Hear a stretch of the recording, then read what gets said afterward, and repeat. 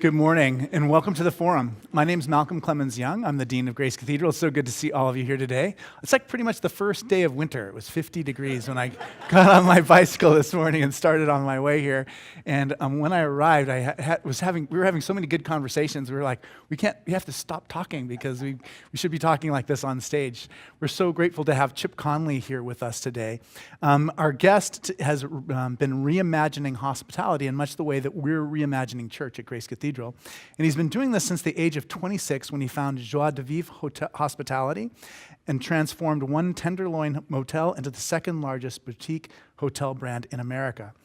Then, as Airbnb's head of global hospitality and strategy, he found himself reimagining what it means to be a modern elder and how critical, yeah, that's great.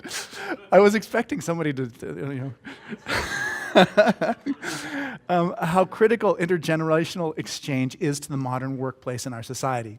He serves on the boards of Burning Man Project and the Esalen Institute, and his books include Peak, Emotional Equations, and more recently, Wisdom at Work, The Making of a Modern Elder. Please join me in welcoming Chip Conley. Thank you. Thank you. Thank you. I think we were laughing because so much depends on the world that you're in, and for me, like you can't be the dean of Grace Cathedral when you're 26. Yeah. That's not going to happen. It's just like the whole way things are structured is you can only do that as an older person. Yeah, you're in an industry that still has industry. Yeah. Terrible. She's laughing a lot. I like her. I brought her with me. That's good. No, it's an organization and industry and profession that still appreciates wisdom and experience that's built over time. And there's so many industries today that aren't that way. Right, exactly.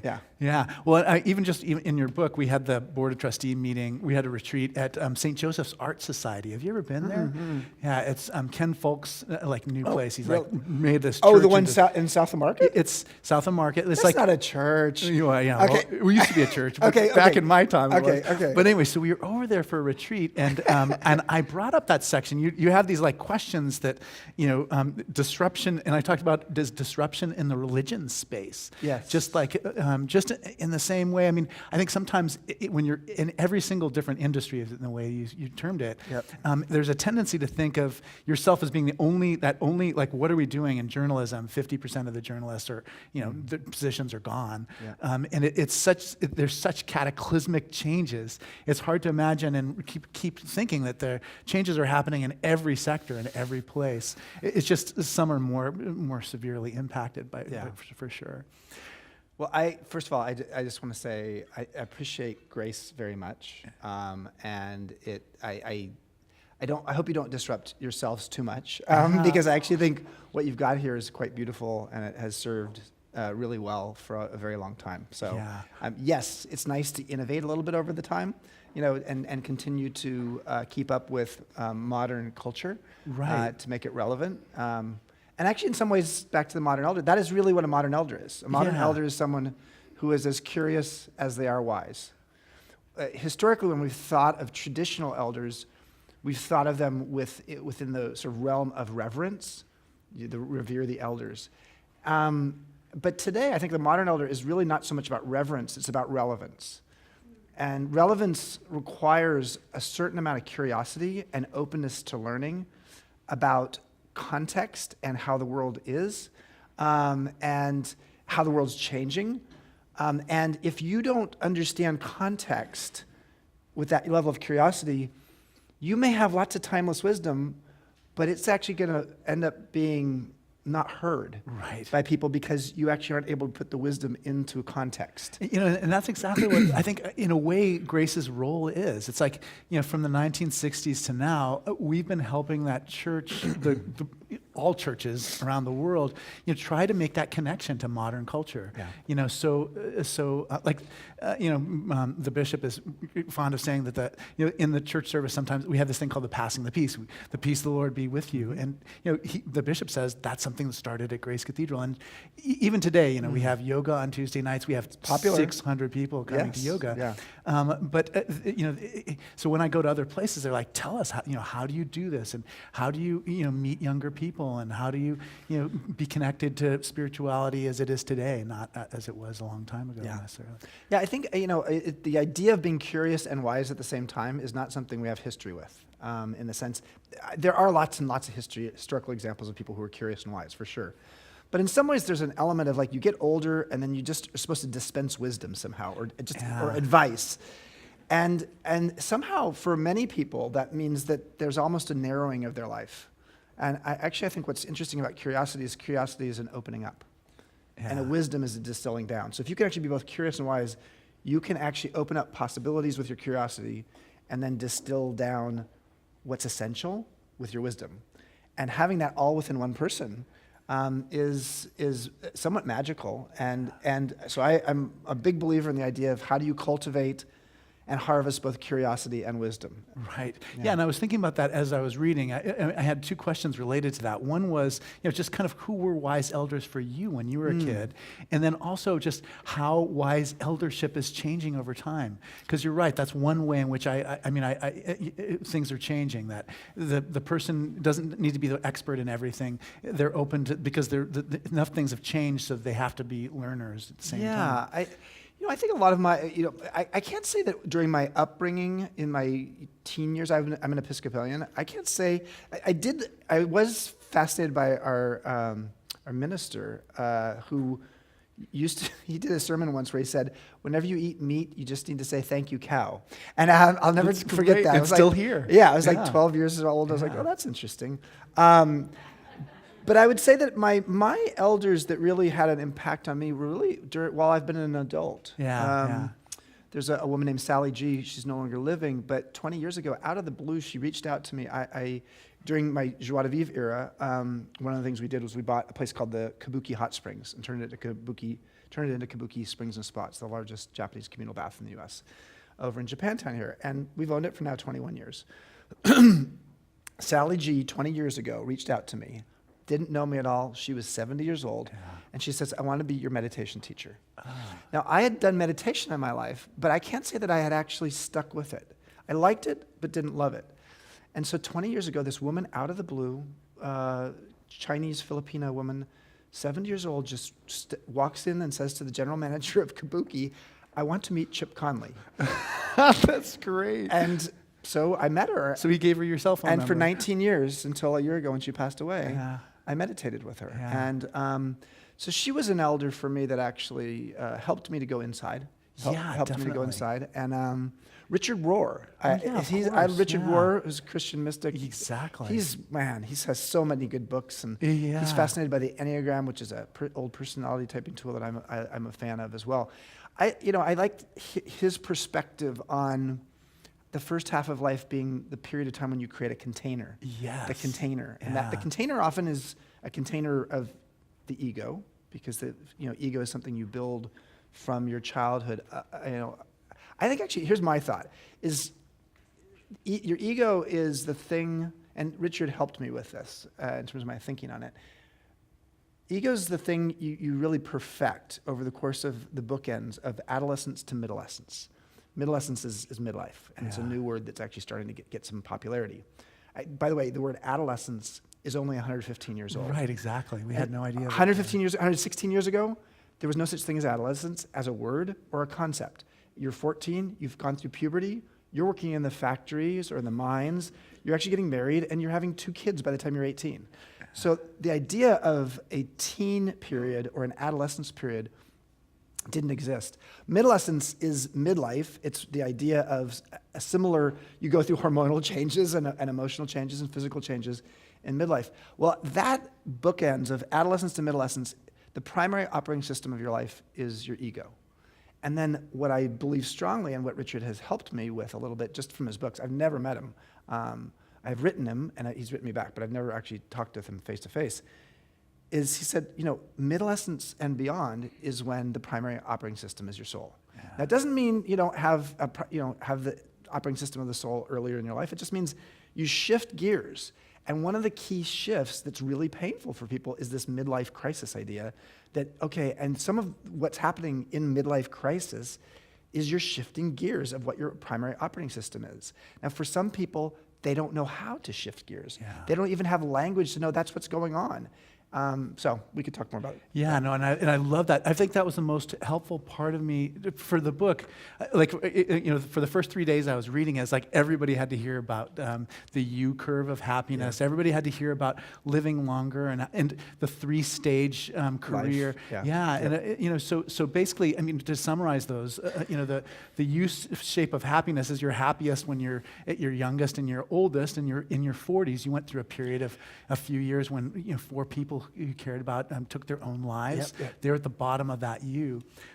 So I'll tell you a moment about that. So social scientists for about 30 years now have been able to show across all cultures, except for some reason Russia, but we won't get into that. But across all cultures, basically, there's this U curve of happiness. And from about age 22 to 25 on down to about age 45, your level of happiness, contentment, and life satisfaction just actually starts to diminish. There's a lot of reasons for that. We could get into it during Q&A if you want. And then around 45 to 50, on average, these are averages, on average, people they bottom out, and then around 50, they start actually getting happier. And people are generally happier in their 50s than their 40s, happier in their 60s than their 50s, happier in their 70s than their 60s. And women are happier generally in their 80s than their 70s. Men, she disagrees. Men, basically the last 5 to 10 years of your life, the happiness can actually start to flatten out or go down. Long story short is that personal narrative of happiness is so at odds with the societal narrative of aging. Yeah. The societal narrative of aging is you stumble into midlife, have a crisis, and on the other side of that, all you have to look forward to is decrepitude and death. Yeah, and the crisis is kind of embarrassing because it's just like you know. And the crisis feels like, yes, how was I not prepared for this? Or like, this came out of left field. Like, what's going on in my life such that... interesting, the Greek root of the word crisis, I did not write this in the book. The Greek is actually, is it judgment? Yeah. That's actually opportunity, Crises. I thought. So it's opportunity for change. So there's an element of crisis is sort of this opportunity for change or judgment of, I don't know. All I can say is this, is the U curve of happiness has helped me to see, in my life, my dark period was 45 to 49. Really dark, very not good. I had a flatline experience. I actually died on stage. I won't do that today, I promise you. I was a little worried about that. Yeah, no, I died on stage. I had a broken ankle and a bacterial infection in my leg. And I was on a really strong antibiotic that I probably was allergic to. Yeah. But I did go to the other side. So every time they'd shock me back into life, I'd say to the nurse who's holding my hand, "This is what I saw this time." This is what I saw this time. So, and it was the same thing each time, which is interesting. But so I think that period of life for me, no one prepared me for that. No one prepared me for the fact that everything seemed to go wrong in my life during that period. And it was not like it just all of a sudden went wrong. Some of them were a slow burn to going wrong. So I guess what I'm trying to do with the book and with the Modern Elder Academy that we've started down in Mexico is to really help people to understand that when Stanley Hall was the psychologist who created the word adolescence. When adolescence started to be clarified as a life stage, we created schools and tools to help people prepare for adulthood. And that was the teen years, junior high schools and high schools. I believe that it's time for schools and tools for people to prepare them for elderhood as they move from adulthood to elderhood. And that period of time that happens is a relative period. Like elder as a word to me is a relative word. At Airbnb, I was 52 when I joined. I'll turn 59 a month from now. But I was 52 when I joined, and the average age was 26. So when they first started calling me the elder, I took offense to it because it sounded like elderly to me. And elderly to my mind, and again, this is just my language, is probably the last 5 or 10 years of your life. Elder, on the other hand, is a relative term. If you're surrounded by 26-year-olds, you're probably the elder. Yeah. Ultimately, it became the modern elder. But I think what for me was really interesting in this process was just recognizing that my definition of what it meant to move into elderhood was based upon that societal narrative that it was a bad thing. Right. And that comes from it comes from all kinds of sources. But yeah, so I think what I've been trying to help people do is to say, let's create schools and tools that help people through this midlife period, eases them into what does it mean to be an elder, a modern elder, and most importantly, helps recast their mindset around aging. Right, right. And that's where the three-stage like life cycle comes in, of studying, then working, and then retiring. And you point out that just people are living a lot We call it longer. learn, earn, and then burn. Yeah, right. Exactly. Exactly. I like that. It was, so this idea too of just of not retiring completely, of finding ways to be able to find a useful contribution that you might be able to make, and having that be kind of more of a part of our focus instead of just like retiring and being completely done. Well, retirement, we talked about earlier. Retirement actually, a lot of people don't know this, but retirement itself has been proven on so many levels that actually it increases your mortality rate. It's bad for you. It's weird, yeah, but it does for a variety of reasons, partly because for many of us, work was our social context and our purpose. And then you don't replace it with something else. So that's a challenge. But yes, this idea of, the three-stage life, you learn to your early 20s, you earn till you're 65, and then you retire till you die, it doesn't make, if you talk to millennials about it, they're like, what are you talking about? The tyranny of the three-stage life is gone for them. Yeah, yeah. But as a boomer, it's still, I get it. But I think the premise here is that if we're all going to live longer, and power tends to be moving younger in a digital society, we'll talk about Airbnb in a few minutes, I'm sure, but in a digital society, power is moving younger. We're all going to live longer. We've created this irrelevancy gap in midlife for a lot of people. And then world is changing faster. So living longer, power younger, world's changing faster, that is a prescription for helping people in midlife figure out how to repurpose themselves and present themselves in the world in a new way so that they can continue to be relevant. And we don't have that. We just don't have the junior high schools and high schools, right, exactly, the complement to what we actually put in place as soon as adolescence took hold in this society. And it's partly because we think adults are supposed to just figure it out on their own. Yeah. But this is part of the reason why the suicide rate in the U.S. today for people in midlife is about 50% higher than it was in the year 2000. Yeah. For women, it's actually spiked more than for men, which is surprising because we've read a lot. I've read a lot about how men have really got punished in the Great Recession, more so than women. But women's suicide rate was actually lower, a lot lower than men's, and they're just starting to catch up, unfortunately. Just reading about just your work at Joie de Vivre, I wonder if you can talk a little bit about how that came into being, because in a way it's part of what your story is, what you have to share as an elder. Sure. So I'm going to tell my Grace story for a second. Oh yeah, that sounds great. Okay. Yeah, so I've been waiting for this. It's sort of relevant to this. Okay, you ready for it? This is my Grace story. Yeah. So I went to college, Stanford. I went straight into Stanford Business School. I was very type A, very focused. I was going to focus on commercial real estate. I went to work for a company called Morgan Stanley, the investment bank in New York, between the first and second year of business school. And I was 22 years old, and I was, sort of lost a little bit. I didn't really know where I was in the world, other than the fact I knew I was on a path to being very successful. And so I went to Morgan Stanley to work in New York that summer of 1983, and the very first project they gave me was this project of Santa Fe and Southern Pacific Railroads were going to do a merger. And it was not really a merger of railroads, it was a merger of real estate. Right, exactly. Because those are companies that owned real estate. And I was in the real estate division. And so my job, having moved to New York for the summer, was to spend the summer in San Francisco with my apartment in New York, coming here on weeks, every other week, and try to help this merger happen.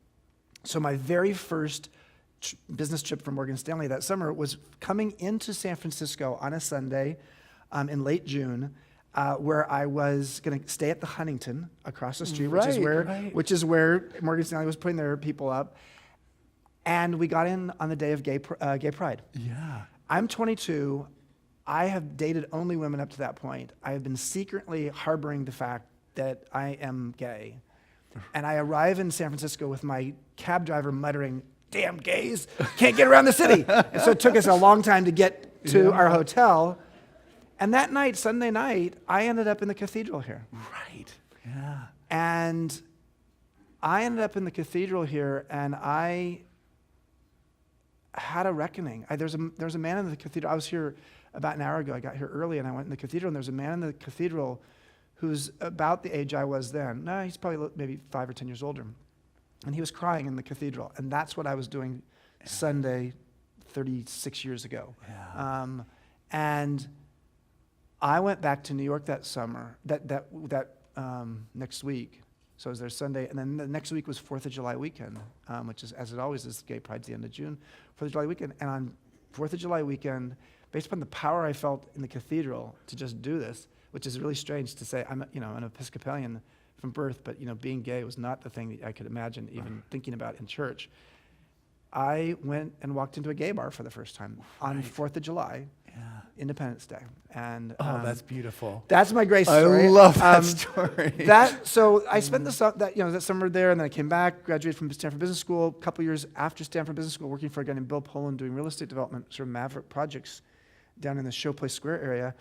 I had this desire to actually take my commercial real estate background, but apply it to something where I felt like we made a difference. We made people happy. Yeah. So I kept saying that to Bill. I said, we should create a hotel company that's just in the business of making people happy.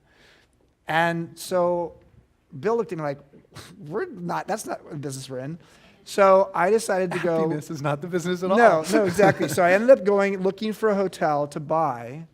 And I didn't have any money. I wasn't from a wealthy family, but I was going to try to raise some money. And I went to a place where people were getting happy, which was a pay-by-the-hour motel in the Tenderloin, which was called the Caravan Lodge. How many ever been to the Caravan Lodge before? Oh, you're outing yourself there. The Caravan Lodge was a pay-by-the-hour motel, that was in bankruptcy at the point that I saw it. And I decided I was going to buy it, and I wanted Bill and our company to buy it. He had nothing to do with it. And so that's 33 years ago how I started Joie de Vivre. I decided if we're going to be in the business of making people happy, why not call the company Joie de Vivre, which is a really impractical name for an American hotel company because nobody knows how to pronounce it, spell it, or what it means. But it means joy of life, and there are very few companies in the world where the mission statement is also the name of the company. Right. And so the Phoenix Hotel, 33 years later, is still a rock and roll hotel. It launched 33 years ago and became, a sort of crazy, notorious crossroads for creative people. Yeah, and that's how I got started. And then I was CEO of that company, Joie de Vivre, for 24 years. And my flatline experience about 22 years into being in the company, or running the company, was when I had this wake-up call saying, wow, wake-up call. That's what a hotelier should have, right? Right. Wake-up call.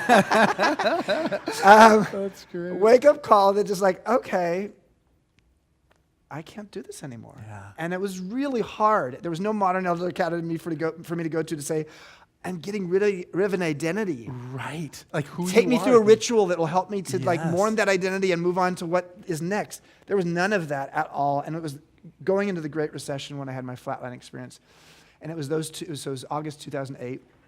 And during the next 2 years, I came to the conclusion, not only did I know I had to get out of it, but it's like, who am I going to sell this to? Because it was the worst of times. And all my friends who were money-oriented just said, this is the stupidest time to ever sell this company. But I was like, you know what? I need a get-out-of-jail-free card. This is going to kill me if I continue to do this. Yeah. Even though it had been such a joy, that's the irony is, it was joy for me for a long time until it's like all of a sudden, it was no dimmer. It was like off. It went from on to off. Yeah, I think about that so much just because it was just a cataclysmic time in your life. And even just getting out of it, too. I mean, you didn't know you were going to Airbnb when you're... No, so you're just stepping into the void. Stepping into the void. There's a lot to be said for actually going to opening up space in your life to see what actually is going to emerge. Yeah. And that was, in many ways, what I was willing to do. And I ended up writing a book as a result of that called Emotional Equations, which is the book before Wisdom at Work. Yeah. And it was really about my own personal experience of trying to understand my emotions and creating logic around my emotions. And then Viktor Frankl's book, Man's Search for Meaning, was very pivotal to me writing that book. But I had no idea something like Airbnb was going to come along. And it was a couple years after I sold the company, the management company and the brand, Joie de Vivre. I didn't sell a lot of the hotels, which was nice that I could hold on to some of those, even though it was a terrible time still in the recession. But it was Airbnb that came along, and Brian tapped me on the shoulder, not literally, but figuratively, and he said, we want to democratize hospitality, but we're this little tech startup, and we're tiny, we're growing really, really fast, but none of us have any background in hospitality or travel industry or leadership or entrepreneurship. And so we would love to have you come in and be my in-house mentor as the CEO. But we'd also have you be the head of global hospitality and strategy. So what is that? Hospitality and strategy. Global hospitality, what is that? Well, first of all, when Brian said all that, I said, oh, that sounds interesting. He says, can I Uber over to your house? And I said, what's that? No, that's great. That's true. This is 7 years ago, so I was like, I didn't have an Uber app on my phone. I didn't know what that was. Never heard of the sharing economy. Right. So I thought Airbnb was a subsidiary of Couchsurfing as a company. I didn't know much. And so what the head of global hospitality and strategy meant that I was in charge of figuring out the strategy for the company, like where we're going to go, what we're going to do. And the company had 30 strategic initiatives when I arrived in early 2013. And nobody could recite all of them, including Brian, the CEO. So one of the things I think is really interesting about becoming an elder, or actually moving into the second half of your life, is the first half of your life is about accumulating, and the second half of your life is about editing. And I think that's true on so many levels. And so part of my role was to be not just the strategist, but the editor, to say, like, we got 30 strategic initiatives. We're going to go and take that down to just 4. We're going to have just 4 that we're going to do moving forward. And the head of global hospitality meant I was in charge of all the hosts around the world. Right. And so that meant at that point we have 7 million listings now. We had 200,000 listings then. So do the math in terms of how much it's grown since then. Yeah. So I was in charge of trying to figure out how to improve quality, how to make sure that we didn't have bad people on the platform, how do we improve the guest experience, all kinds of things. But the thing that was interesting is I was his mentor, Brian's mentor, but I also reported to Brian. Yeah. So he's 21 years younger than me. What's it going to feel like to get my first performance review from someone the age of my theoretical son? Yeah, right. That was going to be hard, and it was hard. I have a foster son who's older than Brian. Yes. And so the truth is that I had to get comfortable with the fact that I was going to be both curious and wise. Yeah. Because I had never been in a tech company, so I had to be the beginner's mind, be the dumbest person in the room, occasionally, a lot, asking questions because I was just learning the tech industry. Yeah, one thing we did, we had a friend of ours who was at Airbnb, invited us over there, so our management team from Grace Cathedral, to kind of study the corporate culture, kind of the culture of Airbnb. And I wonder if you can talk a little bit about that, about where it came from. And Well, so let's start by saying many tech companies have somewhat of a toxic culture. Yeah. I mean, they're like, let's also take a step back and say, we're at a very interesting time in the last week or two in terms of how in the tech world, the IPO market's sort of falling apart. And you have all of these young CEOs full of bravado and hubris, because that's what you have to do to actually raise money, thinking that that's how you operate a company. And so whether it's Uber or this last week, WeWork, or Theranos with Elizabeth Holmes, there's a lot of examples of companies that desperately could use a modern elder by their side, or maybe a few, because we somehow miraculously think these young, brilliant tech leaders are going to be able to embody these relationship wisdoms and leadership skills that we gray hairs have had many years to learn.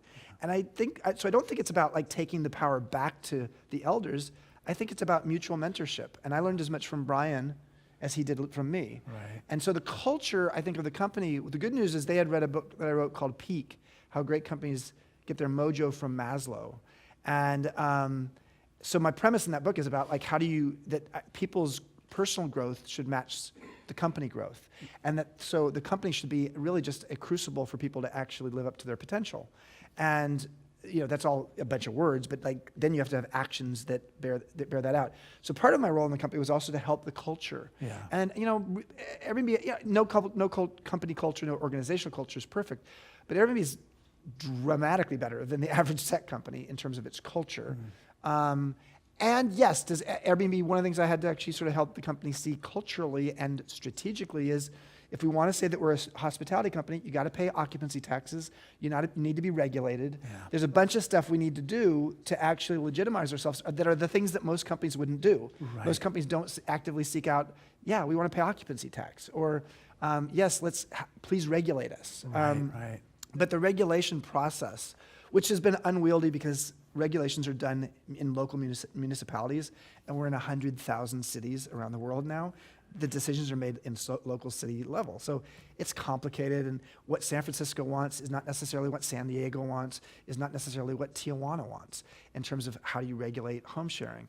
So that's not easy, but probably the worst of that process is behind us. Yeah. Well, I do think about Uber and as a kind of an example of just like, avoiding regulation and,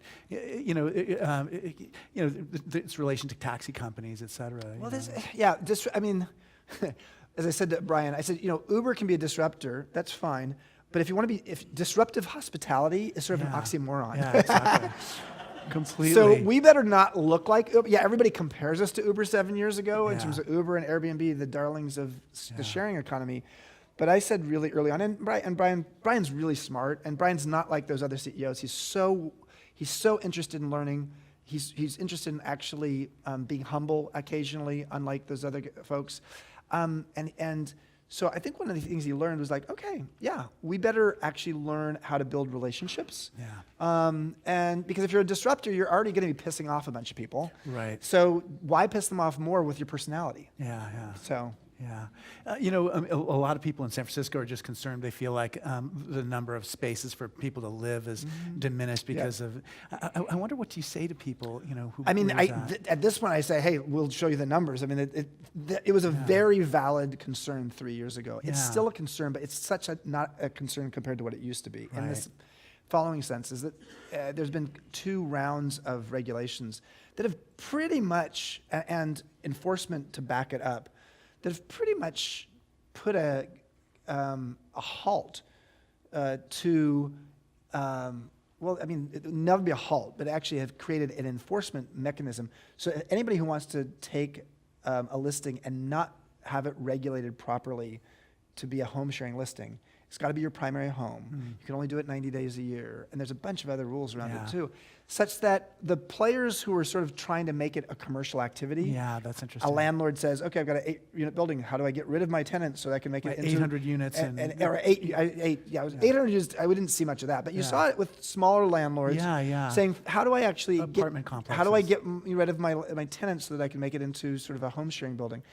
I mean, that's not happening anymore. Well, that's not. It probably is. If it is, it's being regulated, and therefore someone's having huge fines, and there's a lot of risks toward it. Yeah. So when someone says that, the flip side of this, I would say, and I'm not just drinking the Airbnb Kool-Aid on this, but I've had spending enough time with hosts, is most of the press that went out was that kind of press. Yeah. And it was deserved because we needed to get regulated. Okay, fine. But what hasn't gotten nearly as much attention is the fact that the fastest growing demographic of Airbnb hosts in the world is people over 50. Yeah. And why is it that people over 50 are actually being drawn to this, what is supposedly a millennial game, home sharing? Right. They're being drawn to it partly because they're empty nesters. Yes. They have extra bedrooms, and the way they're able to stay in their home is actually by becoming an Airbnb host. In most cases, they don't have a lot of mortgage anymore, but in some cases they do. Yeah. And in some cases they're in a place where, frankly, being an Airbnb host actually is an antidote for loneliness. And it's like, I'm not traveling around the world anymore at age 72, but I would love to have people from around the world come and stay with me. Yeah. So this is, that piece of what home sharing allows is responsible home sharing with usually older people who are not having people come and trash homes. But does that happen? Has that happened too? Yes, it has. Unfortunately, what we've not gotten as much attention to on is those collection of hosts who've had it be a very fundamental piece of both their life and their retirement savings, right, or retirement income. Yeah, my brother basically cannot afford to live in the place that he lives in, and what makes it affordable is home sharing, Airbnb, and he loves the people he meets because he's that kind of person. He's just so gregarious, and he's this single person living alone, and he loves the people he meets. And it's interesting. So a part of the reason I'd sold my company in 2010 was because I said it publicly. I said, The hospitality business, when I got into it in 1987, was hospitality, capital H, business, small b. Yeah.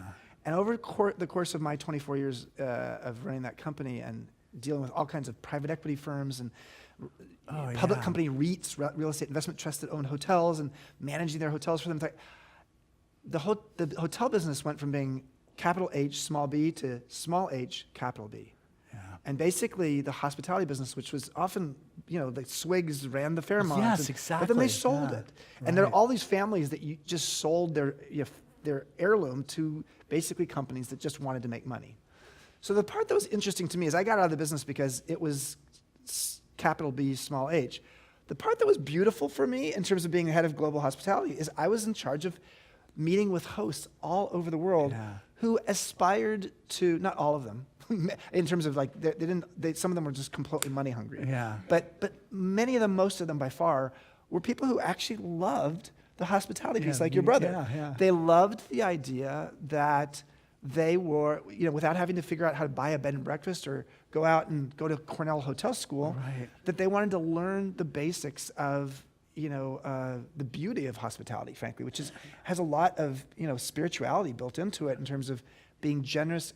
Frankly, the story of a manger and the story of people opening their homes before there were hotels 2,000 years ago. I mean, this has interesting sort of biblical references to it. It does. So I would just say that experience of going around the world and meeting people who were in the hospitality business for the first time, often after age 50, and that the reason they were doing it was secondarily because it was income, but primarily because it was turning strangers into friends. Yeah. That was fascinating. Yeah, it's funny because we had next door neighbors when we lived in Silicon Valley who sold their Silicon Valley home and started, had a regular B&B. And you're right, if they'd done it 10 years later, they wouldn't have had to, have their, because then once they had the B&B, they couldn't go anywhere. They were stuck there all the time. It was like these crazy winters, and you're right, there just wasn't another option. So in some ways, tech kind of it kind of provides us a middle area between that on and off switch. And maybe it's the dimmer switch where you can choose a little bit of more. It can. It depends on the city. San Francisco's a controversial place for home sharing. So the good news is with the limitations on it, the Airbnb's home sharing market in San Francisco is smaller relative to our whole portfolio that it used to be. It represents maybe 1/10 of 1% of the whole company's portfolio. Yeah. No, I can imagine that. How did you get? One thing we share two other things in common: surfing, and Which I'm sure good at. Well, it's the difference between you and me and surfing is that I've been doing it ever since I was young. I started. Basically, I married a Hawaiian, and everybody around me is just like, "You're married to a Hawaiian, you have to be surfing." Yeah. Which I wish I could have taken you back then. It's funny. I grew up in Southern California, and I learned French in high school, which I me should have learned too. Spanish. What's that? I'm Yeah. learning Spanish now because Yeah. I live in Mexico. Because we have this modern elder academy in Mexico. I live there most of the time now. And I'm learning to surf, even though I grew up in Southern California. And I didn't surf because my mom was like, "Oh my God, sharks, and you're just gonna break your nose or your back or whatever." So played water polo at Stanford. I was definitely an athlete and swam, and I loved the water. But it's only the last 2 years that actually I've taken up surfing. And I think that this is again one of those things about the modern elder. It's the premise of wow. Online longevity sites tell me that I'm going to live till age 98 based upon the inputs I put in there. If I'm going to live till age 98 and I'm 58 today, I'm exactly halfway through my adult life if I start counting at age 18. Do the math yourself. If you've got half of your adult life ahead of you, or I do, then there's things you're going to try, whether it's learning Spanish. I was just in San Miguel de Allende last week for 8 days of Spanish immersion. And surfing, which is not something you start at age 56. But the idea of trying new things, one of my heroes is Peter Drucker. Oh, yeah, so right. Peter Drucker is a management theorist, sort of really legitimized the idea of management theory. But a few things that are interesting about him. Number one is he wrote 2/3 of his 40 books after the age of 65. He lived till age 95. Secondly, he spent every 2 years, he would go and devour a new subject that had nothing to do with being a management school professor and author. So it could be Japanese flower arranging or medieval war strategies. And he'd become one of the leading experts in that. And that process of being curious and going and learning something new, like lubricated his heart and his mind as his soul, because curiosity to me is an elixir of life. So that's interesting about him. And he's also 60 years ago the person who coined the term knowledge worker. Oh, yeah, right. Which is, I think, time to be retired as a word, as a term. And I think it's time for us to actually amplify the term wisdom worker. Because actually, in a world that's going to get more and more artificial intelligence dependent, more tech dependent, the real thing that's going to be scarce in the world is wisdom. And I define wisdom as intuitive pattern recognition based upon knowledge and experience with a perfect alchemy of confidence and doubt. That's a long definition. But so to me, back to your question about surfing, I'd always wanted to try it. Yeah. I couldn't probably learn it 10 years from now. The thing that we should be asking ourselves as people in midlife is, what's the thing I can't do 10 years from now? Yeah. Or that I wish what's the regret I may have 10 or 20 years from now that I actually could try to learn I could try to learn today. Living in Mexico and not knowing Spanish very well, mi español es muy malo. I don't want to regret 10 years from now that I didn't start learning Spanish now, even though it's hard. It's hard to learn a language later in life. Yeah, it's funny about the surfing too. I remember a friend of mine just, when I was turning 30, just saying, you can't ride a longboard because your shortboard time is so short. By 40, you won't be able to ride a shortboard. Yeah. And I'm still riding that little shortboard. You are? Yeah. Oh, jeez. Yeah, wow. but you're right. It is. Where do you surf? Everywhere that I can. Okay.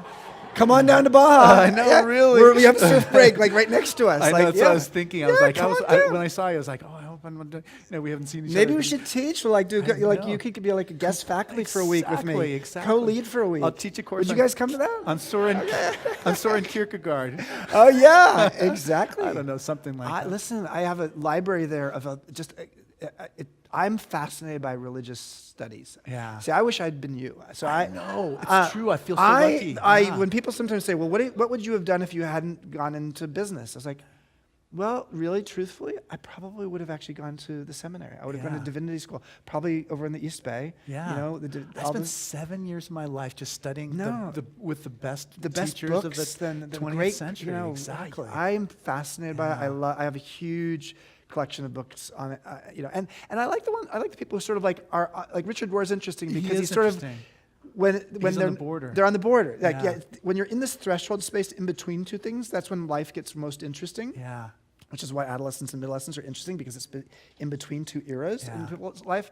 But I think in religious and spiritual studies, when someone's actually in between two spaces, it gets really interesting. William Blake is fascinating to me. Completely. Exactly. Yeah, so I mean, I was one of the questions I had for you was just about like the spirituality of just California life. You're on the board of Esalen, and I wonder. I was on the board for 10 years of Glide. Yeah, right. The Glide Memorial Church. Exactly.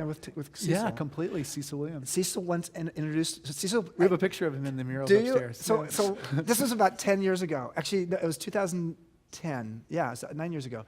I came, you have to raise the offering thing, so someone usually gets up and sort of gives their pitch about raising the offering. Right. So I'd done that a few times there, being on the board. And so this time, 9 years ago, Cecil didn't call me, Jan didn't call me, but Karen called me, and she just said, they want you to come do your thing. I love Karen. And she said, come do your thing.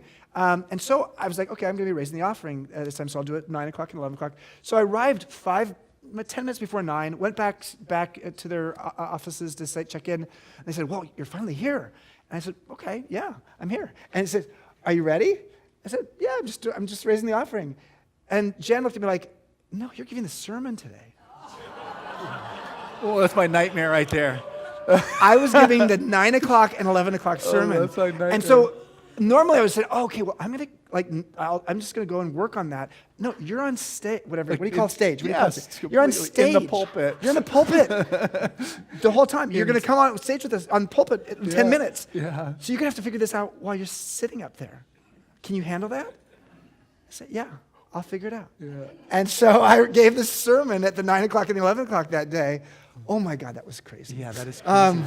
That is crazy. How did we get there? But just like, there is something, like we were talking about Grace earlier. Oh, yes. Alan Watts and Grace Cathedral and San Francisco Zen Center and Esalen. And I mean, there's something unique about this region in terms of just like our spirituality. Well, I think that, the region's always been, California specifically, but I think the Bay Area even more, such on the cutting edge of what's next for people's lifestyle, cultural, and spiritual pursuits. That's interesting.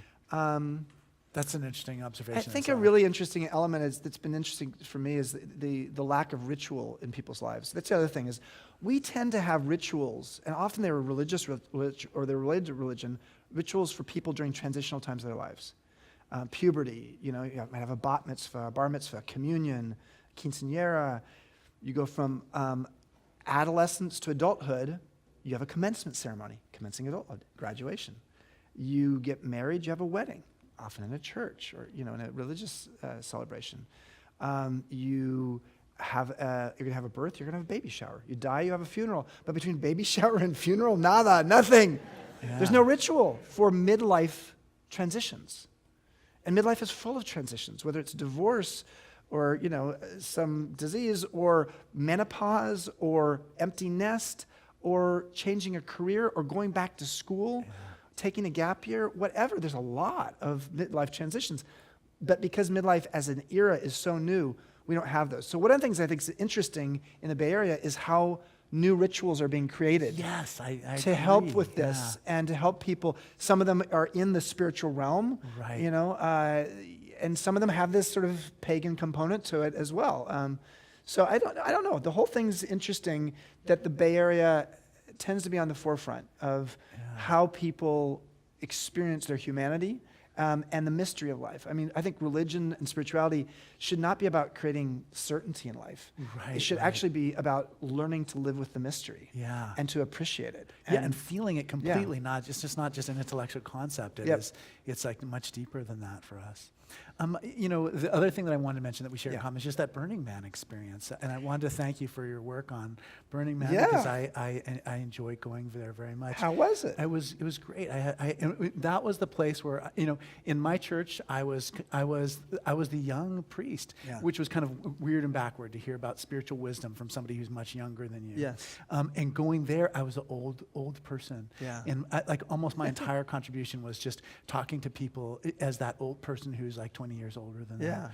But I loved it. It was all ages there too. Yeah. You were just hanging out with all young ones. I don't know. Yeah, but even the older people that I met, were, like it was almost like a liminal stage in their life, and so they were looking for Love the word liminal. Yes. Yeah, exactly. So for people who don't know what liminal is like it's a word. It's a beautiful word. It's sort of the best representation in the world of it is what we learned in elementary school, which is the caterpillar to butterfly journey, which is the liminal stage is the gooey mess of the chrysalis. To be in liminal state is what Burning Man's all about.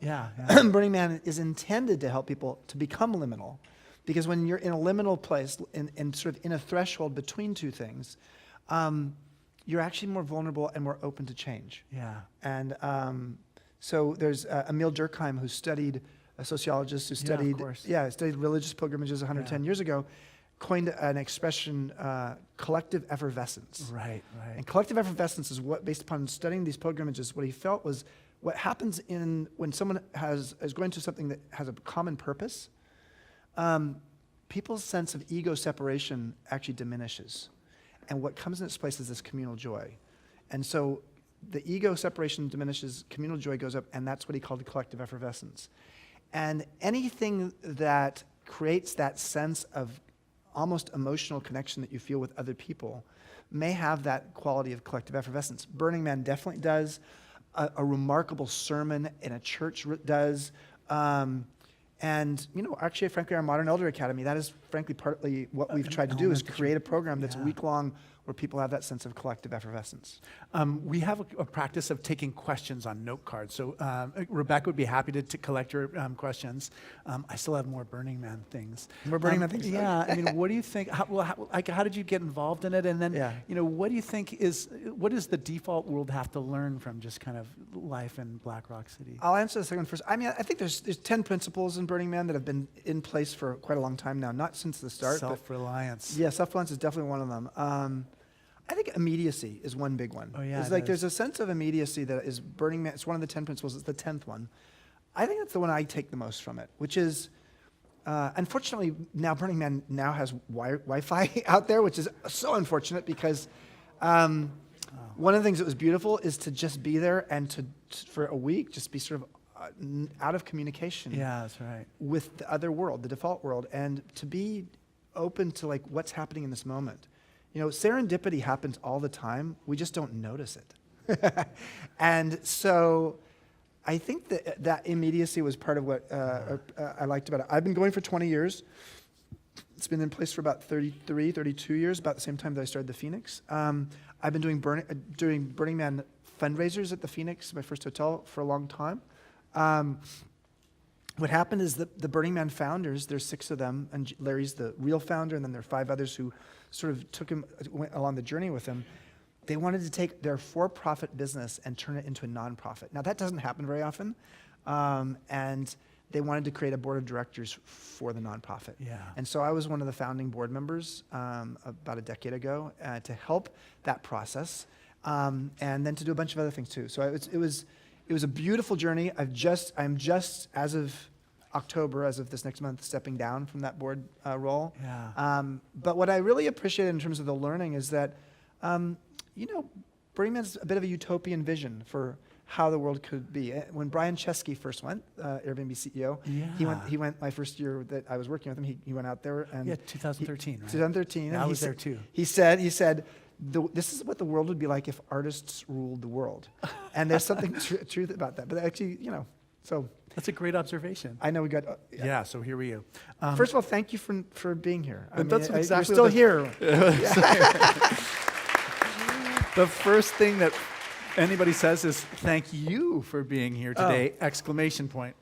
How has having your son impacted your experience of aging and of being a modern elder? I've thought about that too. That's a great question. I have 3 sons. My 3 sons, Chip, was in my 3 sons. That wasn't right? Yeah. Now I'm really aging myself here. Okay, so I have a foster son who's 43. Long story, kid from the Tenderloin, tough upbringing. That was hard at age 13, becoming his foster parent. And he's struggled in life. And then I have 2 biological sons who are 7 and 4 with a lesbian couple who are good friends. And they live in Houston. I live part of the time in Austin, and so I'm actually with the boys a lot. I think the thing that's beautiful about becoming a parent, even though I'm not a full-time parent, so I'm just sort of a pseudo-parent, although the boys know me as dad, is that it sort of like forces you to get out of your own self-absorption pretty quickly. The zen of being with a child and the zen, or the being able to be aware and completely giving presence to someone else, and is beautiful. And I think children are coming into our life partly to help us to learn that. Yeah. And That's a perfect example of learning from another, Yep. Learning and teaching. Would you mind sharing more of, okay, would you mind sharing more here, I'm just going to give that to you. oh my God, okay. NDE, your NDE. What is an NDE? Oh yes, thank you. Gosh. There is actually... That's why I got it kind of Okay, held up.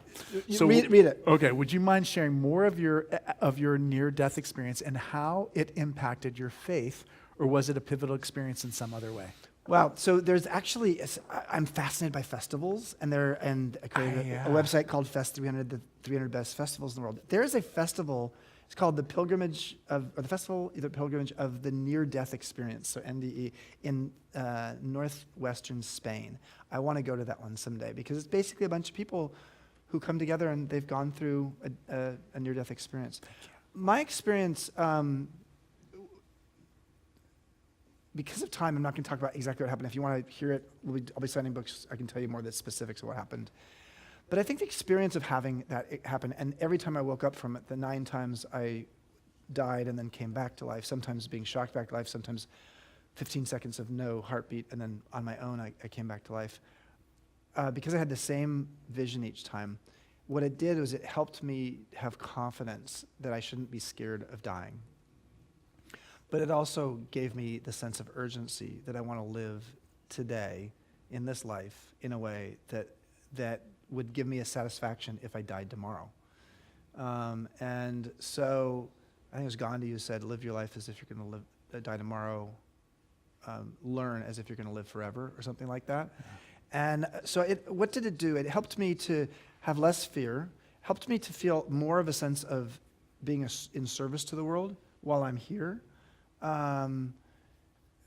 It definitely intrigued me even more, and I've always been intrigued by this, but intrigued me more about just the thin veil of spaces in the world. The Celtic Christians called that thin veil, and being in places where, like the cathedral above, where the energy of the place, whether it's being in a cathedral in nature, a natural cathedral, or one that's been built, has a profound emotional, energetic impact on you.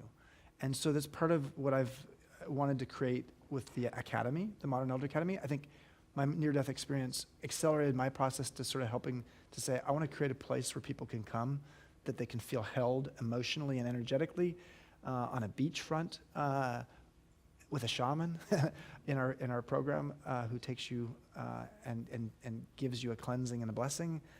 As well as we do other kinds of religious ceremonies there too. So I think it more than anything gave me the sense of wanting to explore and discover the mysteries of life more. Yeah, it's funny. I think a lot of people who have a profound spiritual experience come away with a kind of confidence, like you said, of just like, we just don't have to be afraid anymore. We're more connected than we realize. Yeah, Mark Twain, who has all kinds of great quotes about San Francisco, about the weather here, but he also said, you go to heaven for the weather and hell for the company. Which, right, exactly. I don't know about that, but you know. Okay, what does one do if they are in the second half of their life but don't have the resume? I'm always apologizing for my age. I think I'm relevant, but am always thinking younger people don't see see that way. Yeah. Is this illogical?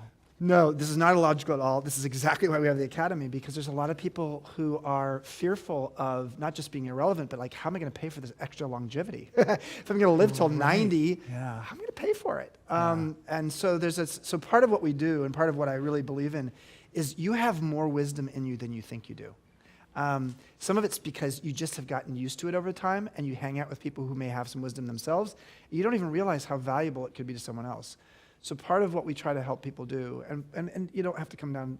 Frankly, it's a social enterprise. We have scholarships. Some people are on basically full scholarships. So 50% of our people who come, we've had 500 alums so far from 17 countries. 50%, over 50%, 50 to 60% have been on some kind of scholarship. So you come and you actually learn how to mine your mastery. Where is the mastery that you have built over time? A lot of times you don't see it. And being in a cohort with 18 people who are going to go through this together allows you to start understanding what you do have inside you. And most of the values that we have that are wisdom are not in our resume. It's like David Brooks' famous op-ed from the New York Times a few years ago about the eulogy versus the resume. Right. And in his book, The Second Mountain, talks about it again. A lot of the qualities that really are going to make you valuable in the workplace are human qualities. And their emotional intelligence qualities, which tends to grow with age, etc. But whoever wrote that, feel free to reach out to me separately. My email is chip@chipconley.com. I can give you more information. But the book would be helpful, and Academy is helpful if you don't feel like your resume shows it and you don't have the money. Still apply, because you can ask for a scholarship. Yeah, the Episcopal Church has something like that for priests called Credo. It's almost like you go, and it's almost like in mid-career, and you get trained and connected. Where do they do it? All sorts of different retreat places all around the nice. country. What happened was the church pension fund invested in eBay, and so it did so well. It had some extra money, and so it decided to help love us. it. Yeah. Okay. Thank you for your incredible generosity of shared insights and vision. That's right. Question. What are your recommendations for the best positive ways to disrupt ageism? I ask from a personal and professional standpoint, working for AARP Media and seeing ageism occur firsthand. Yeah. So ageism is really the last socially acceptable bias. And we hear it all the time. I mean, I don't want to get too political, but like when I see articles that basically say Bernie and, and Joe shouldn't be running because of their age, it's like, really? Would you say that about a Supreme Court justice? Would you say that about, a priest? Yeah. Would you say that about, so yes, if someone is personally at a stage in their life where they are not energized and are not capable, absolutely say that. But you wouldn't say that about a black person. You wouldn't say that about a woman. So this is about, choosing as a society to actually basically paint very broadly and say, if you are beyond a certain age, you have lost your capacities to be able to contribute. Well, that's BS. I mean, it just is. And so what do we need to do about that? So I see it as there's two sides of this coin. One is we need to mint modern elders, in my opinion. And that's part of the reason we created the Academy, and why one of my big pushes as a legacy thing for me in life today is to create midlife wisdom schools. How do we create midlife wisdom schools around the world? Mine happens to be called the Modern Elder Academy, but midlife wisdom schools I think is going to be a category of hospitality meets wellness meets education meets spirituality that is going to be big in the future. But that only mints the modern elders. That only says, okay, now we have supply of people who understand what they have to offer, and they are looking to have a legacy to pass that on. But now we then have to do the structural, institutional side. And so part of what I've been doing is I've been on a speaking tour to HR conferences around the world. And to go to HR conferences, I went to the biggest HR conference in the world, which is called SHRM, SHRM, Society of Hospitality, Human Resource Management. Yeah. And I gave a keynote there. And I'm giving keynotes to all these things. And so between me and a woman named Ashton Applewhite, who gave a TED Talk on the subject, and I gave my second TED Talk on the subject back in October, we just need to go out and call it what it is, and then actually help people to see it differently. So it's the combination of both. The institutional side needs to change, but we also have to actually start to own our personal narrative and not get beaten up by the societal narrative around aging. So yeah, it's a great question, great answer. Okay. Oh gosh, I'm having a hard time reading some of these. How do you recommend getting young people? Oh, thanks. How do you recommend getting young people to know you are available to be a modern elder, other than just relying on grace? So I think if you're a modern elder and you're curious and wise, the thing to do is to really help to see how can you be curious? What can you learn from someone younger than you? So one of the exercises we do at the Academy and that I've done in my own life every couple of years is, what are the 5 pieces of sage advice you would offer to someone a generation or two younger than you? Make sure that when you come up with your list of 5, that it is your fingerprints all over this thing. So it's not like, oh, just be yourself, everyone else is taken. Well, that's Oscar Wilde. So don't use that one. So come up with 5, and they don't have to be witty.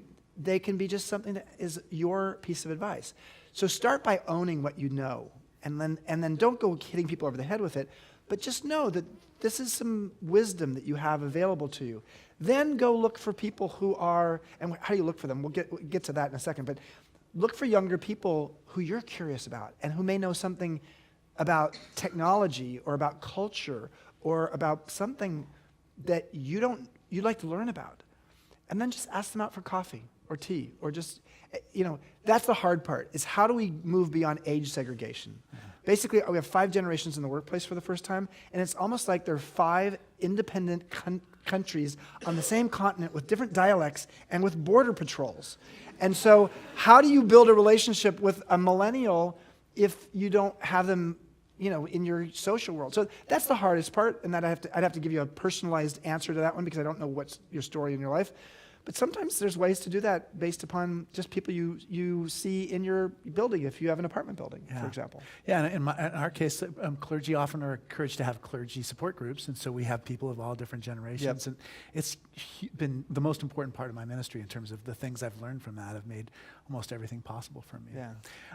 We have to wrap up because we have church upstairs. Oh, only that. Okay. But I wonder, just as a kind of a last question, Yeah. just kind of what the future is for you, and what do you see as the future for all of us that we share too?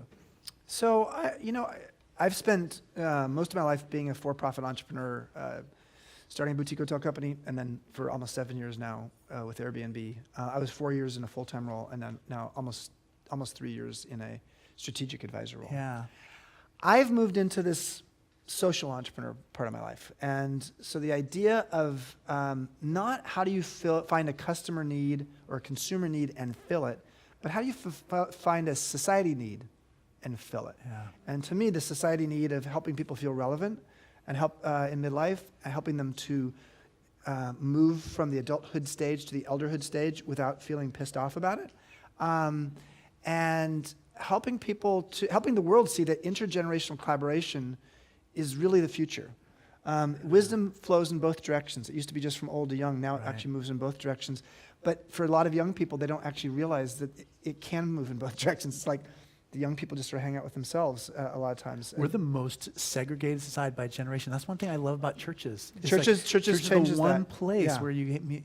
My kids have always known people in their 90s and brand new babies, and So that's my thing. I'm teaching half the year in Baja, and I hope to be a catalyst, just like Glide and Burning Man and Esalen. We're all catalysts. They're singular locations. Glide has one church. Again, these are the three institutions I was on the board with. Glide, one church. Burning Man, one festival, or we don't even call it a festival, out in the desert. And Esalen, one particular center in Big Sur. But those three organizations catalyzed social entrepreneurs, religious leaders, festival producers, personal growth retreat center operators into creating their versions of a Glide, a Burning Man, or an Esalen. I hope to do the same with the Modern Elder Academy in the category of midlife wisdom schools. So that's my future, I guess. that's great. That sounds like a great one. We're so grateful for you coming. Yeah, thank you for the invitation. I guess I'm going to be in the back signing books if anybody wants to get a book. And if people have questions, you're welcome to come. That's right. And we have just a few quick announcements here. Yes. Alan Jones will be the host next week, and he's going to be interviewing Susan Nyman, who is a fascinating person. They're going to be talking about the philosophical classic Evil in Modern Thought. She's a Kantian scholar. I'm so sorry not to be the one to interview her next week. But Alan and her will be here. She's got a new book called Learning from the Germans, Race and the History of Evil. You're also welcome to join us for the 11 o'clock Eucharist. We depend on your gifts, so please make a gift if you can. And we're so grateful to you. Thanks so much, Chip. It was a great day. Thank you.